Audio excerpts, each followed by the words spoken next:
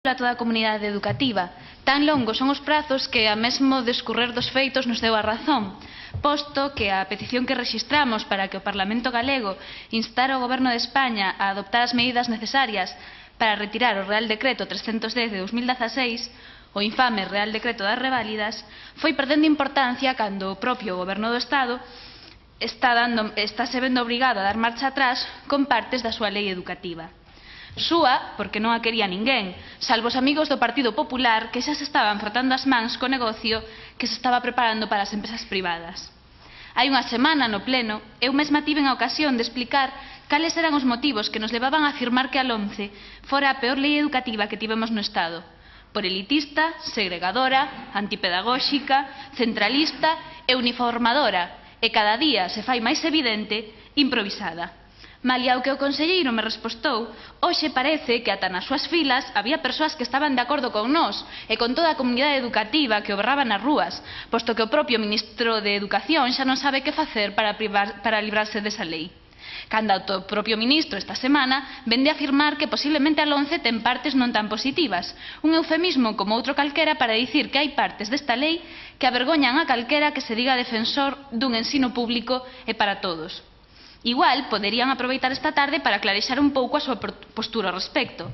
O problema, como case sempre, é non falar claro e non ser quen de asumir que foi unha lei pésima, como pasa normalmente coas leis de despacho e que, como tal, compre retirala. O mesmo pasa co tema que nos trae hoxe aquí, o das reválidas.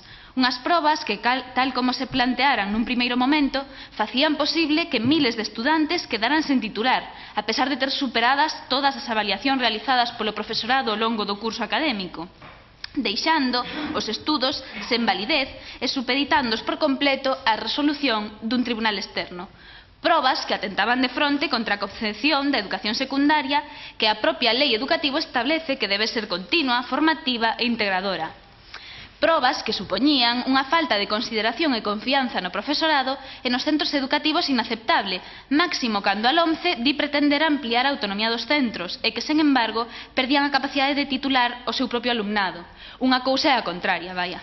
A isto súmase que, con ditas probas, o alumnado que tivera superado a ESO, pero non as mencionadas avaliacións, non podería decantarse nin polo bacharelato nin por un grado medio de formación profesional, senón que se vería obrigado a cursar a FP básica, salvo que cumplira os 17 anos, caso no que quedaría definitivamente excluído do sistema educativo sen ningún tipo de titulación que lle permitira un futuro laboral decente. Os señores do Partido Popular, as señoras do Partido Popular, o conselleiro e o seu ministro saben de sobra que as reválidas son inxustificables en termos pedagóxicos e que en realidade responden a un contido ideolóxico moi claro. As súas reválidas son o mellor exemplo de cal é o seu modelo educativo, un modelo educativo ao servizo das empresas privadas, enfocado en xerar man de obra barata para queimar no mercado laboral que previamente se encargaron de precarizar. Pero a xente deuse conta, dixo que non, e por iso foron reducindo as probas de contido, cambiando o seu peso e as materias para que sigan chamándose reválidas e así poder dicir que mantiveron unha proposta pese a que xa non sexa a mesma. É o que pasa coas chamadas reválidas de bacharelato, que de ter valor para titularse agora acaban reducidas a unha proba de acceso á educación superior e que serán prácticamente idénticas á selectividade. Non o digo eu, di o ministro, e delas encargaránse outra vez as universidades.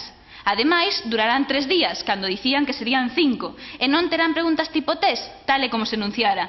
Tampouco incluirán materias do primeiro curso de bacharelato, nin requerirá mínimamente un 5 de aprobar. Imaginamos que de exames orais de idiomas xa nada tampouco. É dicir que lle chamarán reválidas, pero non revalidarán absolutamente nada, cousa da que nos alegramos, senón que serán como as PAU. Iso sí, para volver ao que había, pero con outro nome tivemos que esperar un terzo do curso, ademais de 3 anos de incertezas. Non está mal, encarando o fin da primeira avaliación, por fin, os alumnos e alumnas que están estudando segundo de bacharelato, así como o profesorado, sabe de que materias e que duración terán as probas, á espera da orde ministerial que as desenvolva adecuadamente. Logo de 3 meses sen ningunha notificación oficial, sabemos pola prensa que, como dicía, son probas moi semellantes ás que houve ata hai ben pouco. As preguntas que deberíamos facernos entón son ¿para qué? Para que houve que esperar tanto? Para que improvisar constantemente? Para que anunciar unhas probas que non tiñan certeza ningunha de como se realizarían porque non sabían como facelo? Non son as únicas preguntas, porque se seguimos analizando os cambios producidos, os para que multiplícanse. Sabemos que o ministro que se reuniu co seu conselleiro na conferencia do luns acordou que as reválidas de secundaria e sexto de primaria tampouco teñan valor académico e nin sequera sexan xerais, xa que as probas de diagnóstico vanse levar a cabo son algúns centros que elixan as autonomías para, en teoría, constituir unha mostra que permita avaliar a calidade do ensino. Entón, pregúntome, para que insistir nunhas probas que a economía educativa refuga de plano e que xa non teñen o obxectivo que plantexaron? Para que seguir desconfiando da labor do profesorado? E como se van seleccionar os centros? Que van facer coa información recadada? E por qué? Calquera diría que descoñecen as necesidades educativas do país. E a gran pregunta, por que se fala de calidade educativa cando queren dicir selección educativa, elitismo e rankings?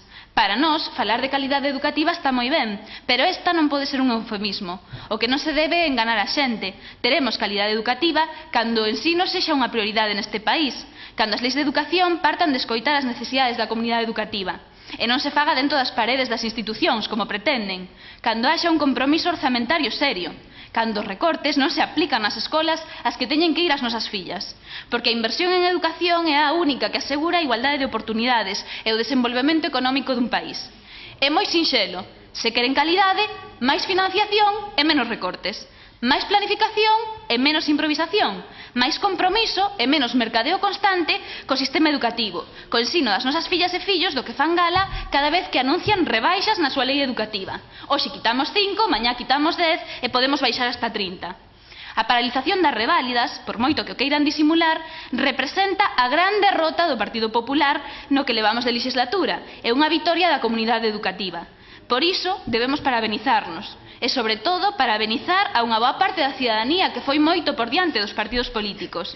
Se as reválidas non se mantiveron, foi grazas a xente que saiu ás rúas a dicirlles que non. Foi o compromiso democrático do alumnado, do profesorado, das nosas AMPAs traballando xuntas o que freou as intencións de erosión do noso ensino público. Foi o seu esforzo o que comeza a dar froitos, obrigándoos a corrixir o rumbo errado e inxusto do seu modelo educativo. E unha cousa, isto é só o principio. Do mesmo xeito que tiveron que recuar coas reválidas, tamén o acabarán facendo co resto da penosa lei educativa que impuxeron.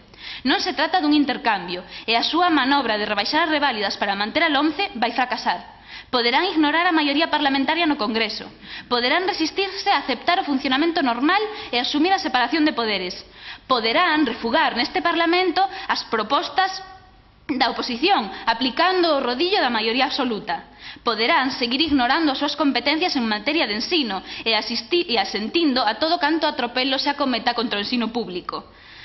Pero non poderán seguir ignorando a maioría social que non vai parar ata botar a lei abaixo.